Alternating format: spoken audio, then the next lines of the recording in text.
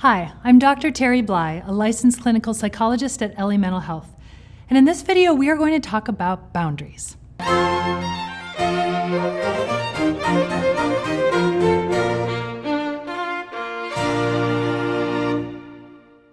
When it comes to relationships, establishing healthy boundaries is probably the single best thing you can do for yourself and for the other people in your life. But it's pretty hard to have healthy boundaries or to respect other people's boundaries if you don't really know what boundaries are, let alone if they're the healthy kind. Basically, boundaries establish what I will or won't put up with from other people. Boundaries are also how I decide what I will or won't do for others. And in a way, it's kind of that simple. Boundaries define what we will or won't tolerate in our personal spaces and what actions we will take if someone violates those boundaries we set with them. For example, let's say I have a friend, and I notice that every time we get into a disagreement, they call me names and tell me they hate me, which does not feel good. So I tell this person that while I'm okay with us disagreeing, I am not okay with being verbally abused. If they can't find a different way to express their feelings, I will end the friendship. That is setting a boundary. Now, of course, just because you set a boundary with another person, that doesn't mean it's a healthy boundary, even if you use the word boundaries when you have the conversation. So before we talk about what healthy boundaries look like, let's first talk a little about unhealthy boundaries. For whatever reason, most of us grow up in environments where healthy boundaries are not the norm, which means you may not even realize your boundaries aren't healthy because you're just doing what everyone around you is doing. So with that, here are some examples of unhealthy, albeit very common, boundaries. Having weak boundaries means you are willing to sacrifice your own needs, wants, and maybe even your own safety in order to please another person or to avoid making them mad. This can include everything from staying out with a friend way past your curfew because you're afraid they'll get mad if you go home, to stealing money from your boss because a family member tells you they desperately need cash. Basically, if you worry that saying no to people is going to come across as selfish or mean, or that you'll be rejected for it, and so you say yes most of the time, you might have weak boundaries. On the flip side, there are rigid boundaries. And when someone has rigid boundaries, they are quick to cut other people out of their lives if they feel they've been wronged somehow, without first talking to the person to see if maybe there's some way to resolve the situation.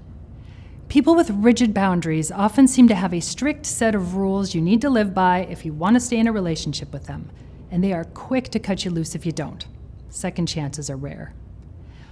One sign that you may have rigid boundaries is if you have a long list of former friends, family members, or partners that you've blocked on your phone and on social media because they said or did something that hurt your feelings. So I've noticed that as boundaries become a more familiar term, there are people who are using boundary setting language as an attempt to control what someone else does. By using the word boundaries, they imply that they have the right to make those demands and that the other person is being disrespectful if they refuse. For example, let's say I'm dating someone who likes to go out drinking with their friends a couple nights a week and I decide it bothers me. So I tell this person that they need to stop going out and drinking with their friends because it upsets me and therefore I am setting a boundary. But here's the thing. Asking them to stop isn't really setting a boundary because they aren't doing anything to me personally. Now, if they were coming into my house after a night out and throwing up all over my couch, letting them know that if they keep that up, I'm walking away from the relationship, that is setting a boundary because now they're bringing it into my space and it is affecting me directly. Now, I want to be clear. It is perfectly okay to let someone know their behavior bothers you.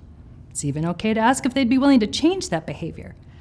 But unless they're doing something to you, telling them they need to stop is not setting a boundary. It's trying to control what they do.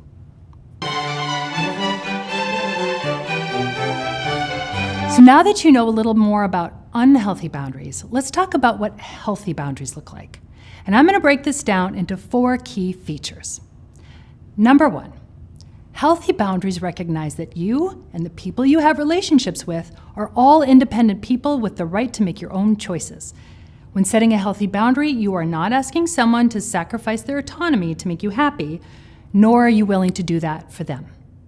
Number 2, healthy boundaries do not require you or someone else to sacrifice your basic needs, your health, or your safety, ever. Number 3, Healthy boundaries are best communicated up front, not through coercion, guessing games, or punishment. No one should be expected to just know what your boundaries are.